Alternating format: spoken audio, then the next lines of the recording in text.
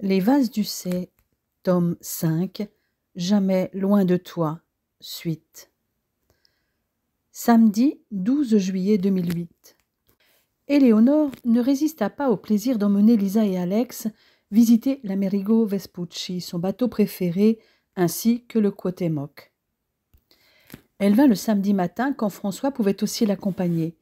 Ils bénéficièrent d'un accueil VIP sur les deux bateaux quand les officiers virent Éléonore.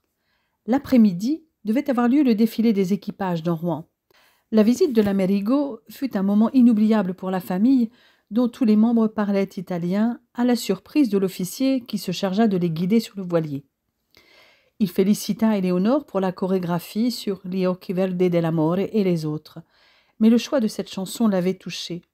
« Permettez-moi de me présenter. Andrea Gallo.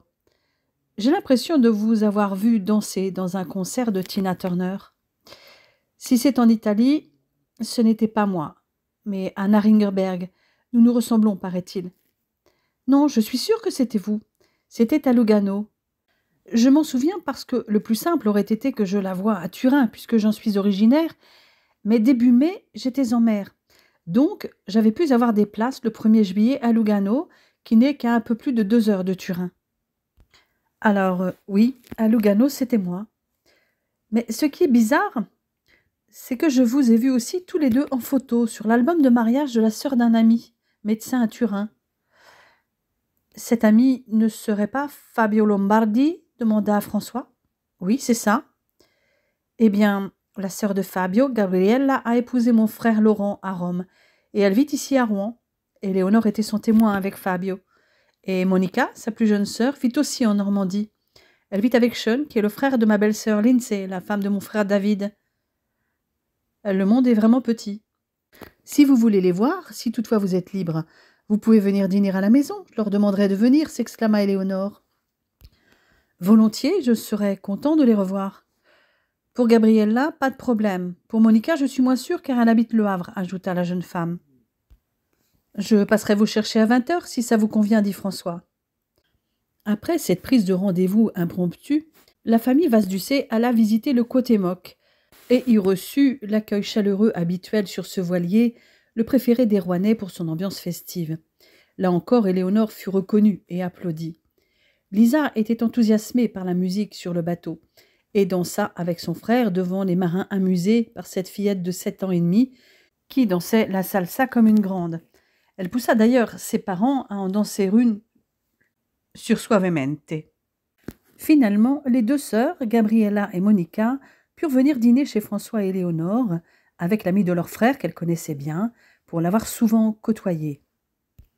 Andrea Gallo fit ainsi connaissance avec le mari de Gabriella, Laurent, et avec Serena, leur fille de bientôt 4 ans, ainsi que de Sean, le compagnon de Monica, et de leur fille Ariana, née en mai. Éléonore avait préparé un dîner typiquement italien avec les recettes de Nonna. Les enfants avaient dîné pendant que leurs parents prenaient un apéritif et ils avaient eu la permission de jouer un peu plus tard que d'habitude. Ariana, quant à elle, dormait déjà jusqu'à sa prochaine tétée. Les adultes purent profiter de la soirée à discuter des Lombardi vivant dans le Piémont, de la vie de Gabriella et de Monica, qui avaient choisi de vivre en France par amour. Éléonore écoutait en souriant, la tête sur l'épaule de François. Toutefois, la soirée ne s'éternisa pas. Il fallait que l'officier soit à son poste très tôt le lendemain matin. Laurent et Gabriella le raccompagnèrent jusqu'à l'Amerigo, suivis par Monica et Sean qui repartaient vers Le Havre. Lisa et Alex dormaient depuis un moment, et François et Éléonore purent terminer la soirée de la manière qu'ils préféraient. Ils avaient besoin de se retrouver seuls, et ils allaient pouvoir profiter de plusieurs jours, rien que tous les deux. En effet, Chiara et Jean partaient à Ischia avec les enfants dès le lendemain. Quant au couple, ils s'offraient une semaine en amoureux. Mardi 15 juillet 2008. François avait voulu faire la surprise à Éléonore d'un séjour rien que pour eux au bord du lac de Côme. Pendant que les parents de François et les enfants s'envolaient pour Naples, eux s'étaient envolés pour Milan. Ils avaient posé leurs valises à Varenna. La voiture de location ne bougea pas les 2 premiers jours. Ils avaient surtout passé beaucoup de temps au lit. François voulait absolument concentrer toute son attention sur sa femme. Elle seule comptait. Par 2 fois, en quelques mois, il l'avait blessée. Il ne voulait pas reproduire cette erreur. À aucun moment, il n'avait voulu la faire souffrir. Il l'aimait toujours comme un fou. Mais son métier lui prenait beaucoup de temps et elle pouvait se sentir abandonnée. Toutefois, elle était toujours à ses côtés, que ce soit pour relire et corriger ses articles ou les traduire, ou pour lui faciliter le quotidien. Elle gérait tout depuis un long moment, sans se plaindre, tout en menant sa carrière de formatrice à l'IFSI. Il y avait d'ailleurs bien longtemps qu'il n'avait pas conduit les enfants à l'école. Depuis l'incident du Tropicana, il se posait beaucoup de questions. Steph avait raison. Éléonore sacrifierait tout pour lui. Elle avait l'air de s'épanouir comme cadre de santé formateur, mais ce choix était-il personnel ou avait-il été dicté par le fait que c'était un travail qui lui permettait de gérer les enfants et tout le reste pour que lui puisse mener sa carrière sans souci? C'était elle aussi qui avait organisé le premier rendez-vous avec Barnett à New York. Finalement, il lui consacrait trop peu de temps. Il continuait à venir danser avec elle au studio 1 à 2 heures par semaine, à sortir avec elle 1 fois par semaine.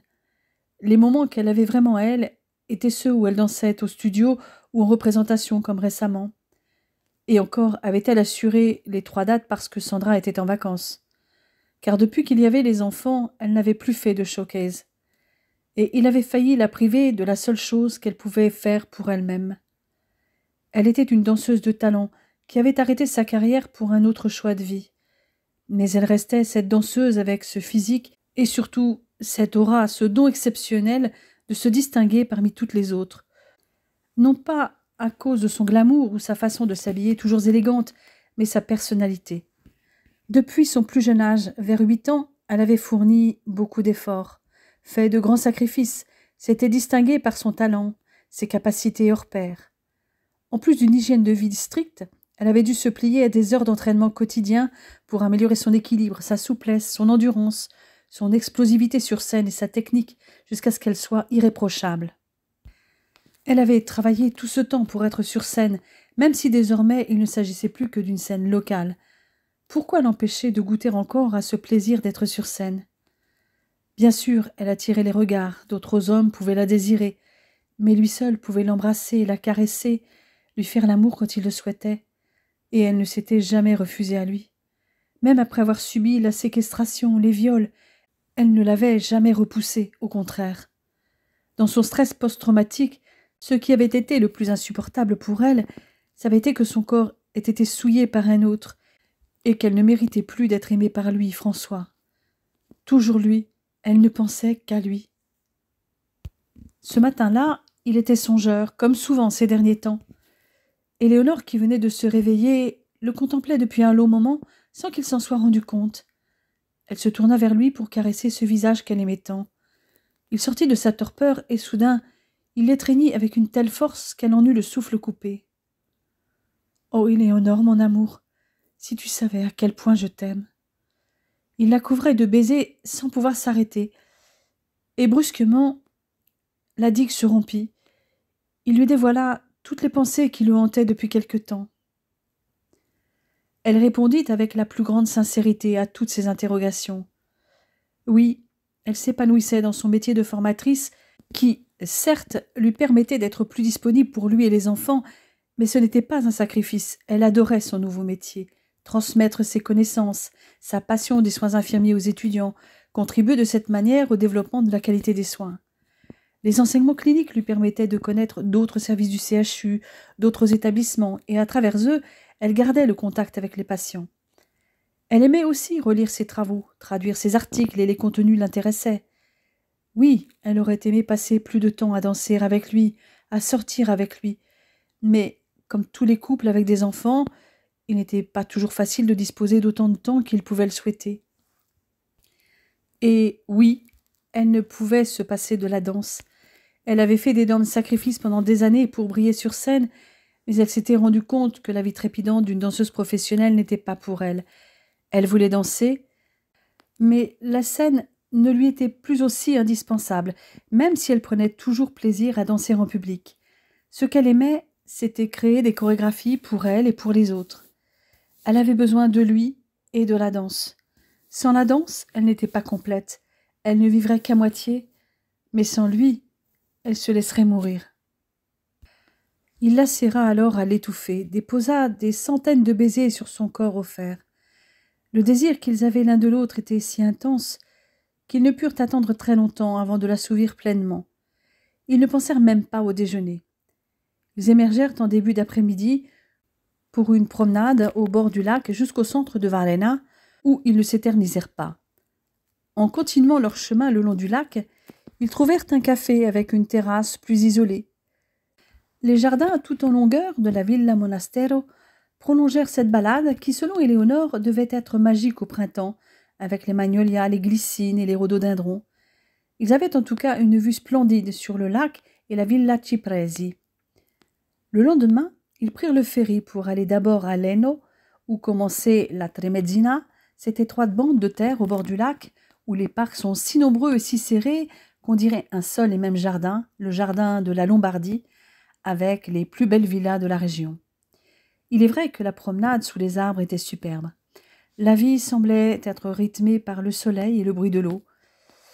Éléonore, toujours en quête de lieux historiques, demanda à François de pousser jusqu'au hameau de Giulino di Mezzegra, à Azzano, à 1 kilomètre de Leno.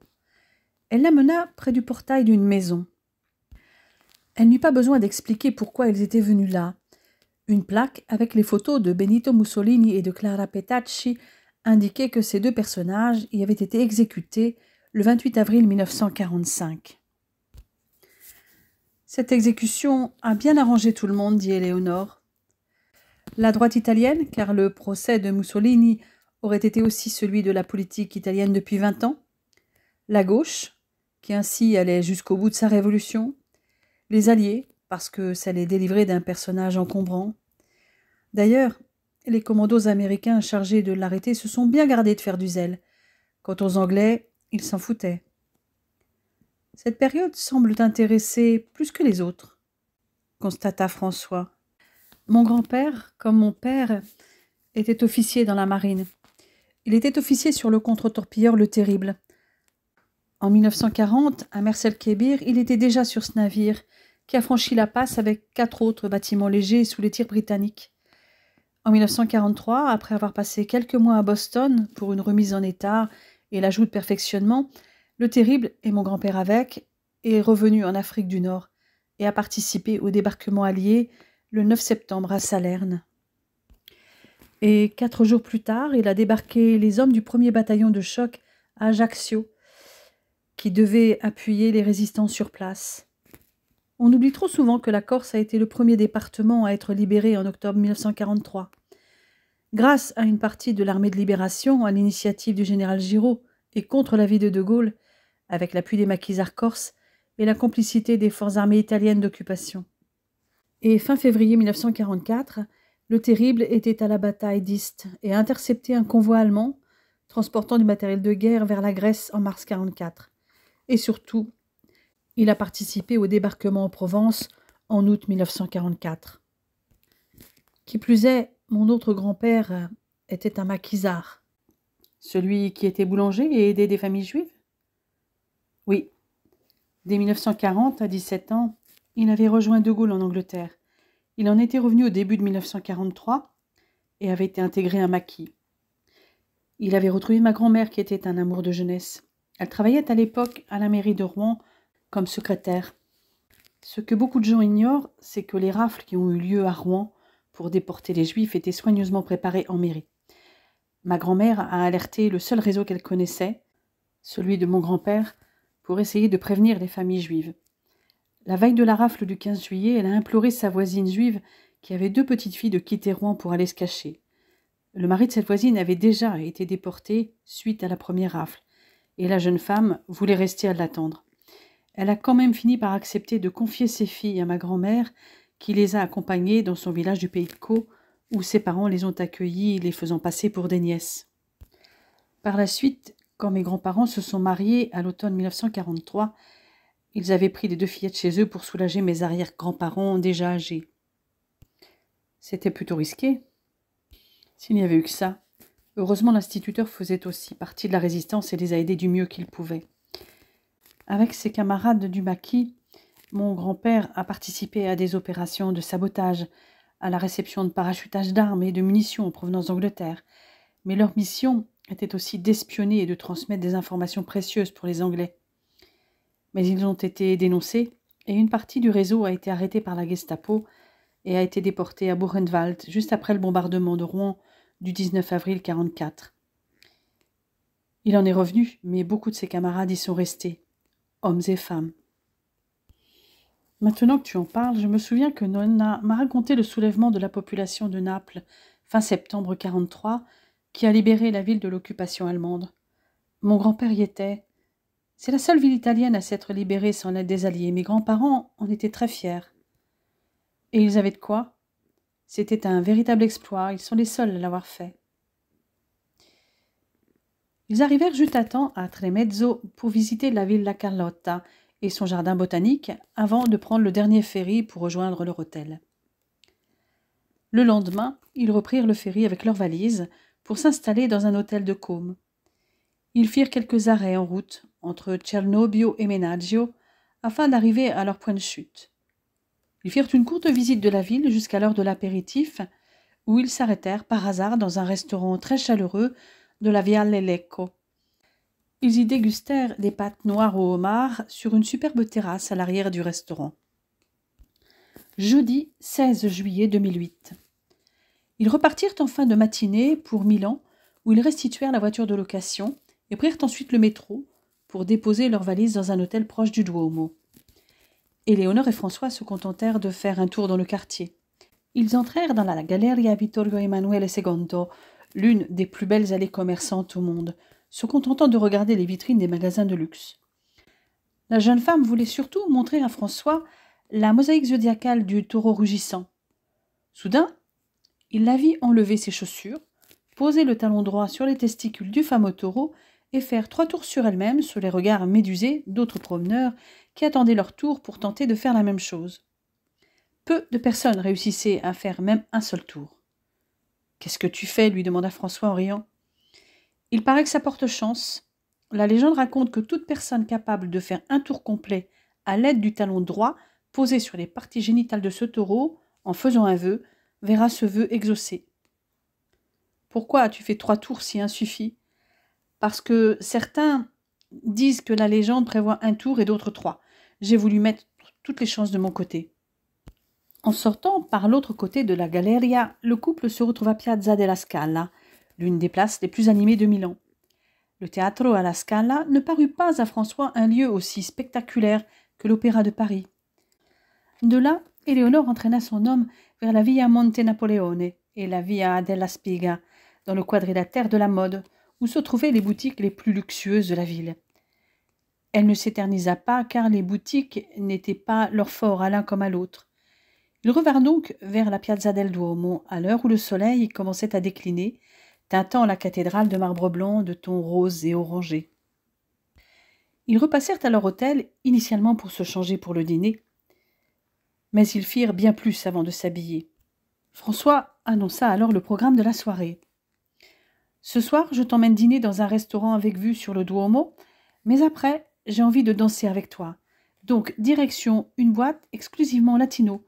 Alors, habille-toi en conséquence, car je veux que tu les éblouisses tous. » Il ne fut pas déçu quand elle réapparut dans une robe rouge très près du corps, laissant son dos nu et évasé à partir du bassin. Ses cheveux étaient tirés dans un chignon bas de danseuse et elle avait mis à ses oreilles des pendants en strass. Ils firent une entrée remarquée dans le restaurant, mais ce n'était rien à côté de l'effet que fit Éléonore en enlevant sa veste pour la laisser au vestiaire, en arrivant dans la fameuse boîte latino. La beauté de la jeune femme et sa silhouette parfaite, tout comme l'élégance de François, firent tourner les têtes des hommes comme des femmes. La boîte accueillait habituellement de très belles filles et des hommes bien habillés, mais ces deux-là sortaient du lot. Les habitués venaient dans cette boîte pour la danse et se débrouillaient plutôt bien en danse latine. Mais lorsque le couple se mit à danser, il fut vite évident que le niveau était largement supérieur, qu'il s'agisse de tango, de cha-cha-cha, de salsa, de rumba, de mambo, de merengue ou même de samba. Éléonore et François ne dansaient qu'ensemble, et ils dégageaient une telle sensualité qu'il était impossible de ne pas les regarder avec admiration. Ils maîtrisaient les pas et les figures et se lançaient dans des portées complètement fous. Ils s'arrêtaient de temps en temps pour boire un verre. Ils n'avaient Dieu que l'un pour l'autre, s'embrassant à pleine bouche. Ils parlaient parfaitement italien, mais ceux qui se trouvèrent à côté d'eux quand ils s'arrêtaient de danser pour se reposer en discutant autour d'un verre se rendirent compte qu'ils parlaient français. Et que dire lorsqu'ils dansèrent la bachata et surtout un zouk. François eut beaucoup de mal à se contenir sur la bachata, sur une beso d'aventura, mais le frottement continu lors du zouk sur Ferme tes yeux de Two Ways eut raison de lui, et personne ne s'en rendit compte, sauf Éléonore. Ils préférèrent quitter la boîte et s'engouffrèrent dans le métro pour rentrer à l'hôtel le plus vite possible. Ils avaient une telle envie l'un de l'autre qu'ils ne prirent même pas le temps de se déshabiller. François saisit Éléonore dans ses bras, posa sur ses lèvres un baiser ardent. Elle sentait le sexe durci de son mari contre son ventre. L'instant d'après, elle se retrouvait étendue sur le lit. Le désir de François se manifestait avec impétuosité. Avec une passion égale à la sienne, Éléonore répondait à chacun de ses assauts, se cabrait à sa rencontre. François cria son nom. Le plaisir déferlait sur lui par vagues. Il assaillait la jeune femme et elle se tendait vers lui jusqu'au moment où ils atteignirent ensemble le paroxysme, où l'ultime vague de plaisir s'abattit sur eux. Apaisés l'un et l'autre, ils se déshabillèrent pour continuer leurs ébats plus longuement et avec plus de tendresse. À chaque fois, leur désir renaissait. Ils finirent par s'endormir, épuisés mais comblés, vers 4 heures du matin. Samedi 18 juillet 2008. Le vendredi, il s'était levé un peu plus tard. Éléonore avait entraîné son homme de nouveau vers la Piazza del Duomo, puis vers la Piazza Mercanti, où était situé le Palazzo della Regione et d'autres édifices. En continuant sur la Via Mercanti, ils étaient arrivés sur la Via Dante, l'une des rues les plus importantes de Milan, au bout de laquelle se trouvait le château des Sforza. Ils avaient visité le château et le parc Sempione. Ils avaient déniché un petit établissement pour déjeuner dans le parc avant de poursuivre leur promenade enlacée en passant par il Ponte delle Sirenette, un petit pont charmant. À l'ombre des arbres, ils avaient passé un moment à admirer le petit lac peuplé de truites, de carpes, de canards et de tortues, avant d'aller jusqu'à l'Arc de la Paix. Au retour, ils s'étaient allongés sur l'herbe, à l'ombre. Éléonore était allongée, la tête sur les genoux de François, qui jouait avec ses cheveux. Mais l'endroit manquait d'intimité. Ils étaient donc rentrés à l'hôtel pour finir leur sieste câline. Le soir, la jeune femme avait voulu montrer un quartier qu'elle aimait beaucoup à Milan, celui des Navili, avec ses rues aquatiques et son ambiance bohème et artistique. Avant d'aller boire un spritz en terrasse dans ce quartier, ils étaient passés devant la basilique Saint-Laurent et l'arc de la Porta Ticinese. Ils avaient longé un moment la Darsena avant de passer dans le charmant Vicolo dei Lavandai, une rue colorée et une des plus jolies du quartier. Ils flânèrent le long du Naviglio Grande, puis revinrent sur leurs pas le long du canal et le traversèrent au niveau de la Via Casale, pour aller dans une prosciutteria boire un spritz et déguster une généreuse planche de charcuterie et de fromage. Ils avaient ensuite retraversé le canal pour reprendre le métro Porta Genova. Ils étaient seuls dans la rame et en avaient profité pour échanger des baisers langoureux qui les avaient mis en condition pour la fin de la soirée. Éléonore, réveillée avant François, fit une rapide séance de yoga, ce qu'elle avait un peu négligé depuis 2 jours. Elle était sous la douche quand elle sentit le corps de François dans son dos. Ses baisers dans le cou et ses mains caressant ses seins, agaçant les mamelons durcis, réveillèrent son désir, et elle n'y tint plus quand il massa son bouton érigé. Ses gémissements décuplèrent le désir de son mari, dont elle sentait la verge brûlante. Il la pénétra, et elle se tendit vers lui, afin qu'il entre en elle le plus profondément possible. Ils atteignirent rapidement le paroxysme, ne pouvant retenir leurs cris de jouissance. Éléonore se retourna et croisa les yeux bleus qu'elle adorait. Ce simple regard suffit à faire renaître son désir. Il l'observait amoureusement, caressant ses cheveux. Il souleva les mèches pour l'embrasser dans le cou. Elle l'entraîna alors hors de la douche et le poussa sur le lit. Elle caressa le membre viril de nouveau durci et commença à exercer un mouvement de va-et-vient qui le fit gémir. Quand il sentit la bouche de sa femme s'emparer de son sexe, il s'abandonna aux ondes de plaisir provoquées par la caresse, fermant les yeux. Mais il voulait aussi lui donner du plaisir. Il la fit donc basculer et se mit d'abord à explorer avec sa langue cette bouche qui avait bien failli l'amener au sommet, mais il avait tenu. Les effleurements de ses lèvres, de sa langue, les caresses si douces de ses mains sur chaque parcelle du corps de la jeune femme avivait son propre désir comme celui d'Éléonore. Quand sa langue s'enfonça dans le vagin de sa femme, titilla son clitoris, elle tendit ses hanches vers lui avec un cri. Une vague grandissante se propagea en elle jusqu'à l'explosion. Secouée de spasmes, elle se hissa vers lui, l'implorant de s'enfoncer en elle. Enfin, elle sentit le sexe dur la pénétrer et elle se souleva pour lui ouvrir l'accès davantage. Les chaudes lèvres humides enserrèrent la verge durcie. À chaque mouvement de va-et-vient, elle se collait à lui pour mieux le sentir au plus profond d'elle. Leurs gémissements se mêlaient, jusqu'à ce qu'une déferlante les submerge. Après quelques coups ultimes, il se laissa aller sur le corps de sa belle partenaire, restant en elle encore quelques minutes.